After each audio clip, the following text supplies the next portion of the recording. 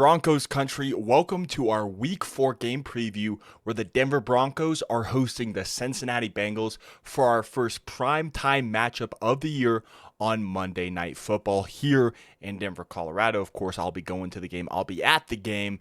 And yeah, let's jump straight into this game preview. If you do enjoy, make sure you leave a like and subscribe to the channel down below, as the support is greatly appreciated. And yeah, just take a look at my other videos. I'm trying to grow the channel here. So yeah, any support on the channel is greatly appreciated. And with that being said, let's go ahead. Let's jump straight in to the game preview. So starting off, we want to take a look at the current records for both of the teams. Our Broncos, we are 1-2, tied for second or tied for last, however you want to look at it, in the AFC West with the Las Vegas Raiders and the Kansas City Chiefs. All three of us are 1-2, with the Chargers being 3-0. But I feel like this team could very easily be 3-0, right? We're not, so I'm not going to make any excuses. It shoulda, coulda, woulda, right? It didn't happen. We're 1-2, but we are two last-second field goals away from being 3-0, right? So we have stayed in the games, and maybe it's because we haven't played a complete game yet why we're not 3-0, and we're still learning and we're still improving each and every single game, each and every single week of this NFL season. Now the Bengals, they are 2-1, and they're tied for they're tied in first place for the AFC North, right? And you know, it sucks for them. Their franchise quarterback, Joe Burrow, he's down and out. He's out for 3 months, which honestly sucks to see because I'm a Joe Burrow fan. He's one of my favorite players in the NFL just to watch. He's such an exciting player. And so while it does make the Broncos have a better chance at winning with him being out, it sucks to see because I would like to go to the game and watch Joe Burrow, right? So sucks to see, sucks for Cincinnati fans, but they are 2-1, tied for first in their division. But yeah, let's go on to my keys to victory for the Broncos. The first thing we need to do is we need to play a complete game, something I don't think we've done so far on the year, right?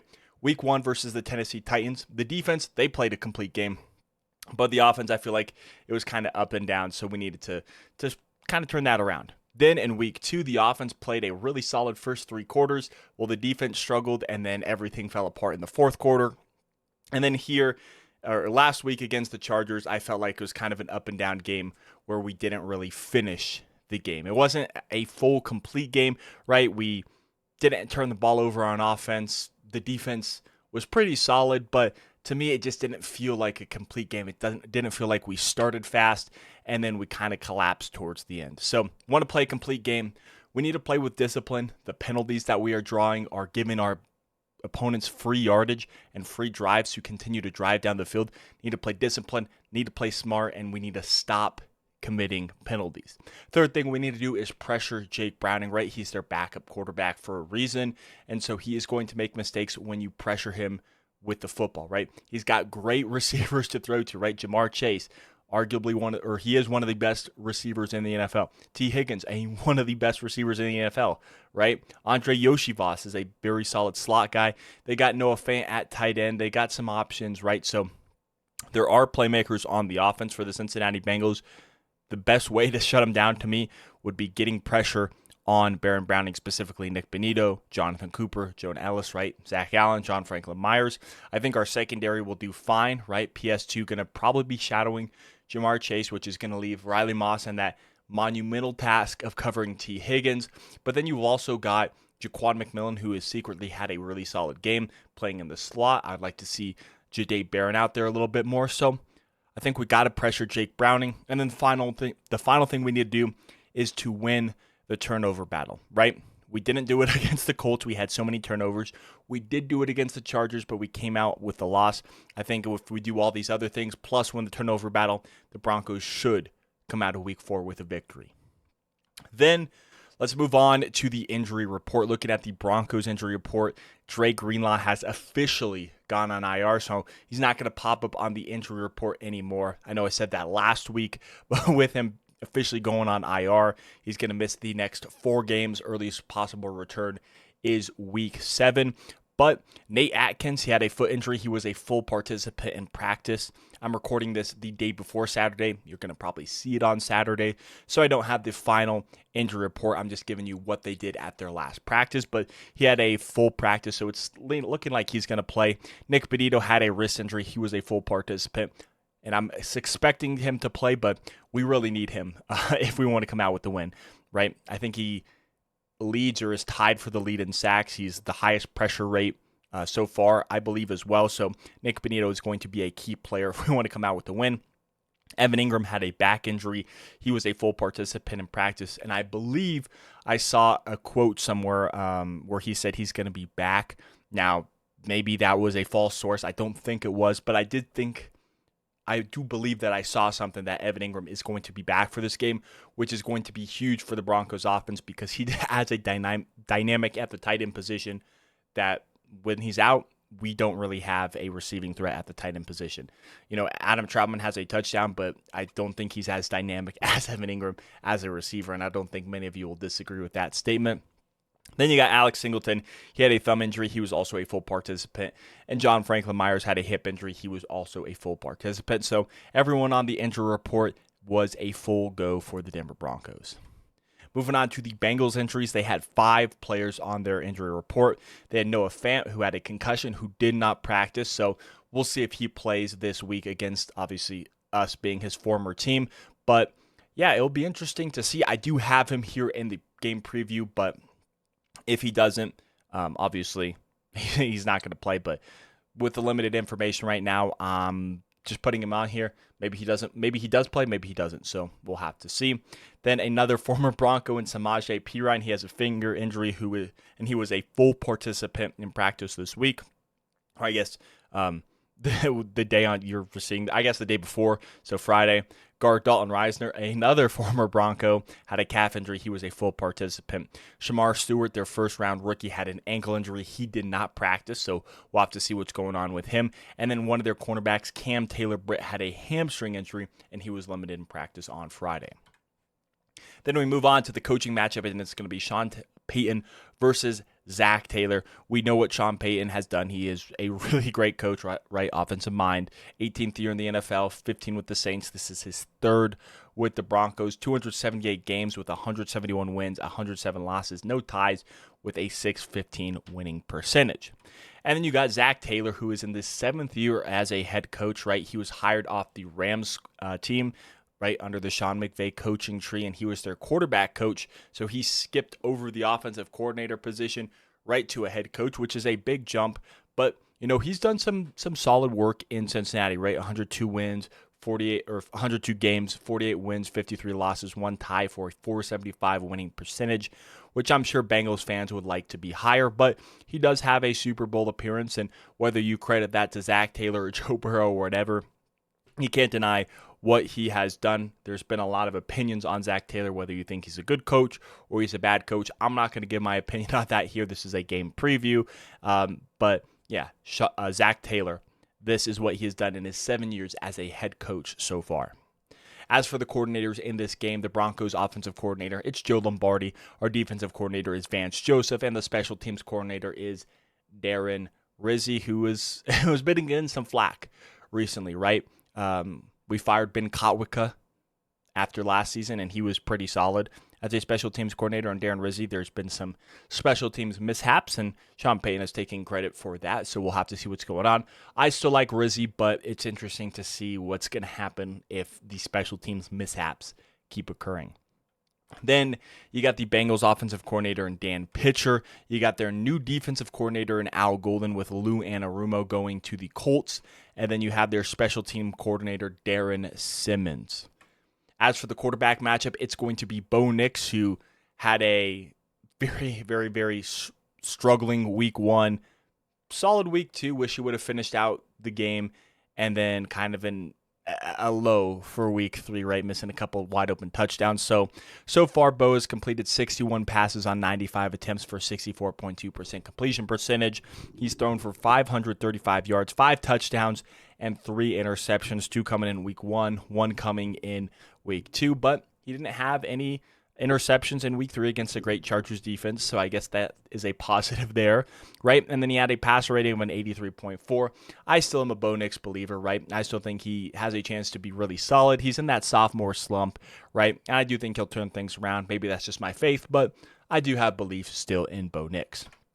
The quarterback we'll be playing is Jake Browning, who in 2 games so far, I believe he started once, right? Because he came in relief in week 2, and then he started week 3 against the Vikings. He's completed 40 passes on 59 attempts for a 67.8 completion percentage for 381 yards, 3 touchdowns, but 5 interceptions with a pass rating of 67.1. So he has definitely struggled, kind of up and downs. But yeah, we got to take advantage of Joe Burrow not playing, right? As I said before, it sucks that he's not playing. He's a fun player to watch, one of my favorite players in the NFL, and maybe my favorite player outside of the Denver Broncos. But got to take advantage of Jake Browning starting for the Cincinnati Bengals with our defense.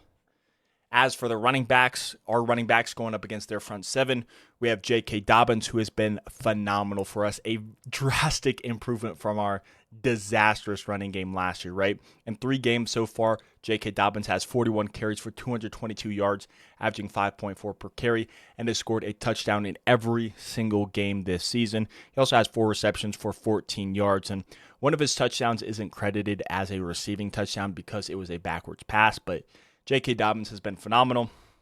I'd like to see R.J. Harvey get more involved, though, right? 3 games played, 13 carries for 80 yards, a majority of those coming in week 1. That 6.2 yards per carry is very inflated from his 50-yard run in week 1 versus the Tennessee Titans. I don't know why that was so hard to say. Has yet to score his first NFL touchdown, but he does have 5 receptions for 29 yards.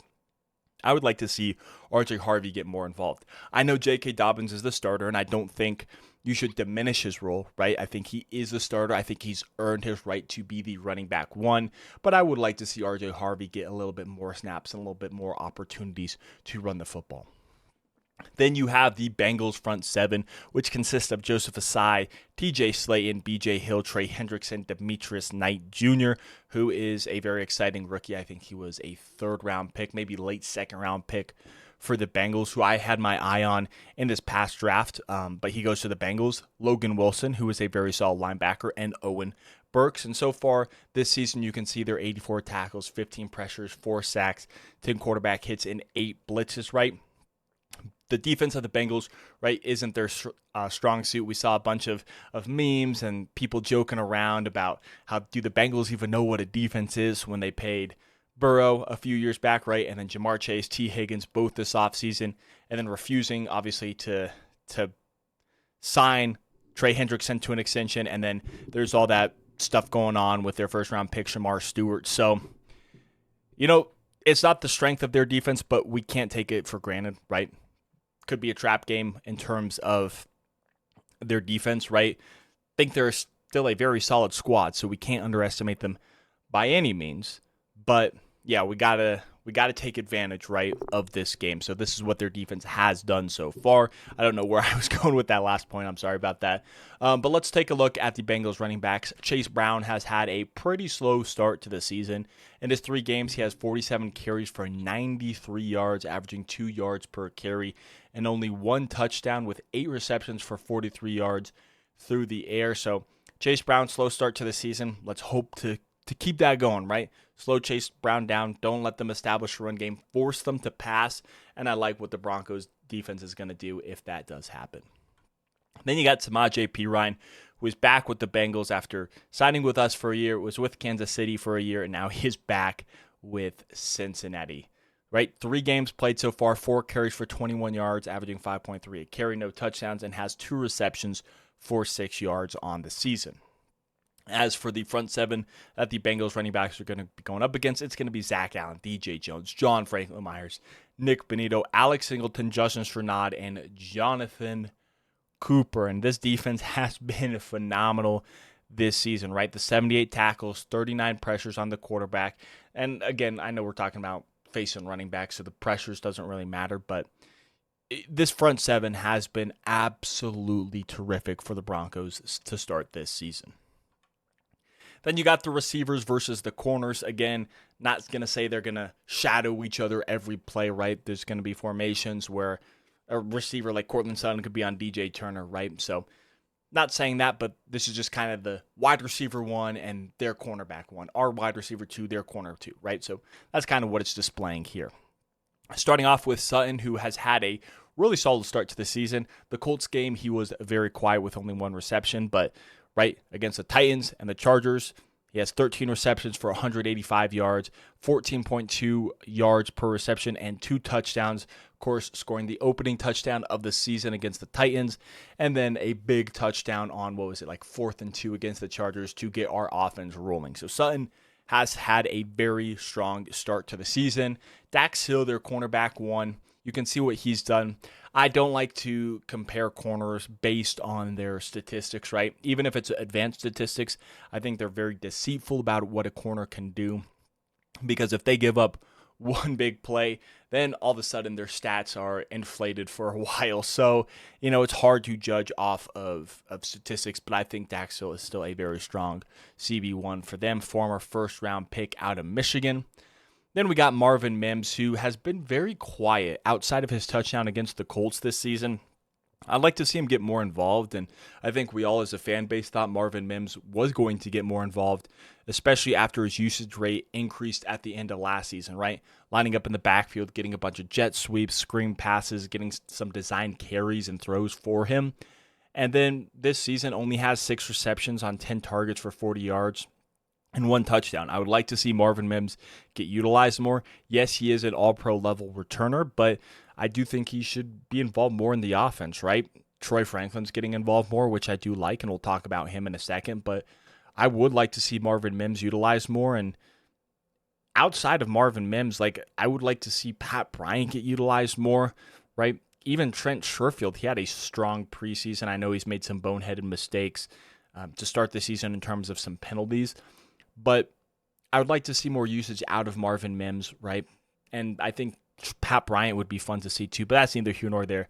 Marvin Mims needs to be utilized more and targeted more in this offense. And even, heck, not even the targeted part, just give him some design carries, some design snaps. He's a dynamic playmaker. He's going to make something happen when the ball is in his hands. In terms of who he's going to be going up against, he's going up against DJ Turner, who has allowed 10 completions on 17 targets, 58%, giving up 162 yards and a 85.9 passer rating when targeted, missed 25% of his tackles, which is 2, and then he's given up 1 touchdown while having 1 interception and defending 5 passes on the season. Then Troy Franklin, man, he had a really good game against the Colts, and then all of a sudden was quiet, and we didn't really go to him in week 3 against the Chargers, but all but a couple times, right? So I would like to see Troy Franklin get the ball more, right? 14 receptions on 19 targets, 141 yards and a touchdown. He had that big drive against the Colts, and I would like to see that back because Troy Franklin, again, he's kind of a dynamic playmaker when the football's in his hands. Now, I know he had some drops against the Chargers, and we'd like to see those get cleaned up. They were a lot of contested catches, and then on one of them that he could have caught or should have caught, there was a penalty, so the play wouldn't have counted anyway, but you would still like to see him catch the football. But I would like to see Troy Franklin get targeted more here on Monday night because I do believe in him, and I still think he has that wide receiver 1 upside for the Broncos. I was a lot higher on him in the draft than I feel like a lot of people were. And so getting him in the 4th round, I thought was an absolute steal. He looked phenomenal throughout training camp in the preseason, and then week 2 looked fantastic. And then week 3 was pretty silent after that. So I would like to see a bounce back game here from Troy Franklin, and I'd like to see him get more targets this upcoming week. As for who he's going up against is Cam Taylor-Britt. I really like Cam Taylor-Britt. I think he's a kind of an underrated corner. Maybe the stats don't show it, and maybe that's just from when I remember him coming out in the draft out of Nebraska. But, 8 completions on 13 targets, 61.5 completion percentage for 94 yards, 109.1 passer rating allowed, giving up a touchdown, defended 2 passes. But I still think he is a solid nickel corner, but maybe that's just me. Cam Taylor-Britt will be going up against Troy Franklin here. Moving on to the tight end position, and Evan Ingram is back, at least from what I've heard and what it's looking like based on the injury reports, right? Having a full day at practice. Has been kind of quiet on the season, though. I'd like Bo to try and target Evan Ingram more, and I know I'm just some guy on YouTube, right? My opinion doesn't mean anything to the Broncos, Bo or Sean, but I would like to see Evan Ingram get more targeted. We signed him to play in this Joker role, and I feel like he's really been targeted. I think there was a long 3rd down, like it was a 3rd and 8 or 3rd and 12, something like that. Bo Nix targeted him. he picked up the first down. I think that's the play he actually got injured on, and that put him on the injury report. But I would like to see Evan Ingram get targeted more because he's a glorified wide receiver at the tight end position, right? Everyone says it, but he's a mismatch at tight end. He's not going to do a whole lot of blocking at the tight end position. He is going to be an extra receiver out there for your quarterback to throw the football to. And I like Bo Nix to take advantage of it. Have Evan Ingram be that safety valve for you. If you need to, just dump it off to him. He'll pick up a couple extra yards and just keep that momentum going, keep that rhythm up. That's going to help our offense in the long run. As for their oh my goodness, I'm blanking. As for the Bengals linebackers, it's going to be Demetrius Knight Jr. and Logan Wilson, the rookie and the veteran. Here's what they have both done so far this season in terms of pass coverage. Then we get to their safeties, and we got Jordan Battle, who was one of my favorite players a few years ago in the draft out of Alabama. They had that three-headed safety tandem who I really liked. Of course, Jordan Battle, who we're talking about right now. Then it was, of course, Brian Branch, who's one of my favorite draft prospects in 2023, who was with the Detroit Lions. And then Malachi Moore, who just got drafted this year. And Jordan Battle has had a fantastic start to his season. I know you can't judge based off of statistics, but he has had a really incredible start. Targeted 11 times as obviously the nearest defender, only allowing 5 completions for a 45.5% completion percentage. So only giving up 7 yards and giving up a 26.9 passer rating when targeted, which is fantastic. He has missed 4 of his tackles, which is 14.8% of his tackles. Hasn't given up a touchdown and has 2 interceptions already on the season while defending 2 passes. And his partner in crime, Geno Stone, has not been too shabby himself. You can take a look at the stats here on the screen. As for the corners and the wide receiver matchup that the Broncos are going to be going up against so far this week, it's going to be Pat Surtain, I would imagine, shadowing Jamar Chase. Now, maybe Vance Joseph does some mixing up, and if T. Higgins starts killing us again like they did in that, what was it? Was it week 17? I think it was week 17 matchup last year where T. Higgins just killed us and he had that 3-touchdown game. Maybe you see Pat Surtain shift to T. Higgins, but then that's leaving Jamar Chase to go up against Riley Moss, Jahdae Barron, Jaquan McMillan, the rest of the secondary. So it'll be interesting to see. Vance Joseph is going to have to play this strategically. I would like to see Jahdae Barron on a lot more defensive snaps than he's been getting so far. But that's neither here nor there. That's just kind of my hope. But then we got Riley Moss on T. Higgins and Jaquan McMillan versus Andre Yoshibas. Jamar Chase so far this season has 21 receptions on 27 targets for 241 yards and only 1 touchdown on the season, right? You can see his 11.5 average yards per reception. Now, I do think a big part of that is Joe Burrow going down and Jake Browning being their quarterback, but I do think the touchdown number is a little bit low for 3 weeks into the season. Jamar Chase is still a fantastic receiver. Obviously, you can see the quantity in receptions that he's got, 21 for 241. That's pretty good, but so far, for the most part, he's been kept out of the end zone. As for Pat Surtain, he had that one fantastic week 1, and then week 2 goes down with that ankle injury, and then wasn't really the same, kind of getting picked on. I wouldn't say picked on, but he was getting targeted frequently in that Colts game. And then the Chargers game, Quentin Johnston, he had a nice game against him, I can't lie. So Pat Surtain, after that week 1, hasn't had that like shutdown game completely, I would say. And I do wonder if a little bit of it is that ankle. Obviously, he isn't on the injury report right now, but would like to see Pat Surtain bounce back in a big way, especially against one of the best receivers in the entire NFL. Then you got T. Higgins versus Riley Moss, and T. Higgins has had a solid start as well. 7 receptions for 104 yards and 1 touchdown, right? Obviously, you can contribute maybe the lack of touchdowns to Joe Burrow being out and that offense not clicking and being on the same page, right? And just losing a player of Joe Burrow's caliber is going to affect an offense, right? So there is that. But T. Higgins, still a very solid and very exceptional receiver. And then you got Riley Moss, who maybe I was a little bit hard on after the week 3 loss to the Chargers. He did have some good coverage on the Keenan Allen touchdown. It is frustrating, though. There are some plays where it feels like he gives up a big catch to keep a drive alive for the opposing team. I would like Riley Moss to bounce back here in week 4, but it is not going to be an easy task by any means, right? Going to be going up against T. Higgins. So, yeah, we'll have to watch what happens there. But still like Riley Moss and hoping he has a bounce back game. Then you got Andre Yoshivas, who hasn't really been a factor so far this season. Only has 1 reception for 12 yards, right? Targeted 5 times, no touchdowns, but Yoshivas, he is a dynamic playmaker. I do think he's a very solid player. And even though he hasn't got started so far, that shouldn't limit the Broncos from covering him, because he can make a big play, or he can make a big play happen when the ball's in his hands. So got to watch out for him still as well. But he'll be going up against Jaquan McMillan, who has had a really solid start to the season. Don't think he's been talked about enough in Broncos country, even by me. I take some part in that. But Jaquan McMillan has had a very solid start to the season, only given up 4 completions for 37 yards, a pass rating of 71.7 when targeted, which is, take that stat what you will. Sometimes it's good, sometimes it's not good, and can't really judge it to evaluate a player at all. But Jaquan McMillan has been very solid, not giving up any touchdowns, and honestly has hardly been thrown at, right? So I would like to still see Jahdae Barron in there more, especially with this high-powered offense. I think we should run a dime set with multiple defensive backs more than just our 3 out there. So, yeah, Jaquan McMillan, though, has had a fantastic season.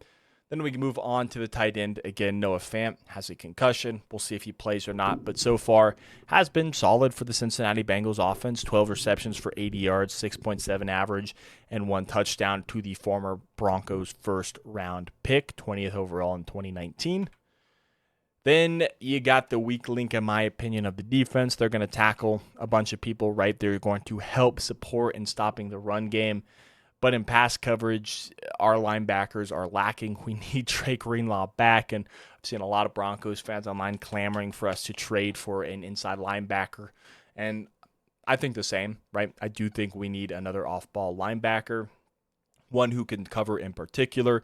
Here's what Singleton has done so far, and here's what Stranad has done so far. There needs to be some improvement. I would even like to see Lavelle Bailey. I know he's not on the active roster, but shoot, I still like Lavelle Bailey. I would like to see him given a shot to start as an off-ball linebacker, but that's just me.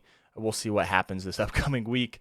Then you got the safety tandem of Brandon Jones and Talanoa Hufanga, who have been very, very solid to start the season, right? Brandon Jones has been solid in coverage this season, has the lone Broncos interception thus far on the season. And Talanoa Hufanga has just been ever making play after play after play, helping stop the run.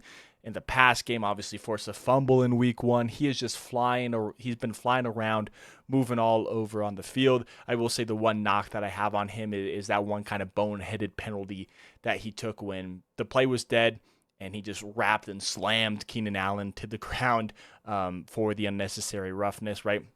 That's the one pick, or I guess critique that I have. But other than that, Talanoa Hufanga has been excellent this season. Then we go to the Broncos pass rush versus the Bengals offensive line. Here's what our pass rushing group has done so far. You can see Nick Benito, Jonathan Cooper, Jonah Ellis, Zach Allen, John Franklin Myers, and Dondre Tillman all in there. Q Robinson is listed, but he has been a healthy scratch every single game so far this season as a rookie. But this group in particular has 48 tackles, 35 pressures, 8 sacks, 26 quarterback hits, and has blitzed 24 times. It has been a fantastic, fantastic unit, not only in stopping the run, but getting pressure to the quarterback. I mean, have you seen Nick Benito just get off the line of scrimmage, beating one of the best tackles in the NFL in Joe Alt? Man, geez, that was, don't know why that happened. Nick Benito is a very special talent. Then we've got the Bengals offensive line going up against our pass rush. So far this season, they've allowed 9 sacks, they faced 30 blitzes with 6 hurries, 16 quarterback hits, and have given up 31 pressures, which is on 32% of the Bengals dropbacks, with both Joe Burrow and Jake Browning. And their offensive line consists of Orlando Brown Jr., who's a really good offensive tackle, Dylan Fairchild, a young guard, Ted Karras at center, Dalton Reisner, the veteran who is obviously played with us, the hometown kid, went to Colorado State, drafted in the second round, played with us for a few seasons, then was with the Vikings last year, and now is with the Cincinnati Bengals. And then one of their young offensive tackles, former first-round pick in Amarius Mims. As for the Bengals pass rush, right, it's going to consist of Joseph Ossai, Trey Hendrickson, Miles Murphy, Shamar Stewart, B.J. Hill, and T.J. Slayton. But the main one to watch is Trey Hendrickson. He was quiet last week for the Bengals, but let's not kid ourselves. He had back-to-back seasons with 17.5 sacks, right? So Trey Hendrickson has been phenomenal, and their 4.5 sacks this season don't tell the whole story. Got to watch out for Trey Hendrickson. He is still one of the best pass rushers in the entire NFL. As for the Broncos offensive line, they have been one of, if not the best unit in the NFL, right? Only given up 3 sacks, faced 23 blitzes. Bo's been hurried 11 times and has been hit 6 times, and they've given up 20 pressures, which is an 18.9% pressure rate, right? I think I saw a stat on Twitter somewhere, and take this with a grain of salt, but the Broncos offensive line is the best pass protection unit in the NFL thus far on the season. So Bo Nix, he has to take advantage and he has to capitalize on that. And then also this offensive line has to open up holes for the running game. They did a solid job for that, right? J.K. Dobbins has gotten going. A little slow last week, but got better and improved throughout the game last week. Then we move on to the special teams with Will Lutz making 4 of his 5 field goals. Of course, that one miss was a very key miss that eventually led to the Broncos losing to the Colts. And maybe we lose anyway and they score a touchdown, but that was a big clutch kick that he missed. So he's hitting at an 80% rate so far this season, and he has made all 8 of his extra points. So that is 100% accuracy for Will Lutz. As for Evan McPherson, he is so far 3 for 3 on the season and 7 for 7 in extra points. In terms of Marvin Mims in the return game, he's returned 6 punts for 103 yards and 9 kicks for 248 yards. Still waiting for him to break one back. His last return was his rookie year, week 3 against the Miami Dolphins in that big 70-point blowout. He did return a kick for a touchdown, but that was his last return. So we're all still waiting for Marvin Mims to break one. Hopefully that happens here on Monday Night Football. Then for the Bengals, it's going to be Charlie Jones as their returner. He's returned 3 punts for 43 yards and 6 kicks for 131 yards on the season. What are my final thoughts? Well, I think this is going to be an interesting game, right? With Joe Burrow, this is going to be a heck of a matchup, but with him out, I think that gives an advantage to our defense, right? Obviously, I like our secondary. I think they've been solid so far with PS2, Riley Moss, Jaquan McMillan, Talanoa Hufanga, Brandon Jones. And then you throw in guys like Jahdae Barron, obviously Chris Abrams-Drain, who I think is really underrated. I really like that. And then I like Nick Benito and Jonathan Cooper getting pressure to our quarterback, to their quarterback. Zach Allen, John Franklin Myers as well. I really like our defensive matchup going up against Jake Browning. I do think this could be a potential trap game for the Broncos, so we have to be careful. Their defense, obviously, we saw the jokes this offseason, and our offense has been struggling so far this season. So it's going to be very, very interesting, right? It's going to be both of our strengths, which is the Bengals offense, obviously, minus Joe Burrow, which is a big, big loss for the Bengals, versus our strength, which is our defense. And then I would say our offense, which is our weaker unit, and their defense, which is their weaker unit. So it'll be interesting to see what happens. But with the Joe Burrow injury, right, I think the Broncos were right there. We've lost 2 close games on the last play of the game, right? Could easily be 3-0. We're not. We're 1-2. So for me, I'm going to give my final score prediction as the Broncos 35, and I'm going to go with the Bengals 28. That's my final score prediction. Let me know what yours are in the comment section below. Make sure you leave a like and subscribe to the channel down below, as your support is greatly appreciated. Thank you so much for watching. My name is Parker, and I will catch you in the next one. Peace out.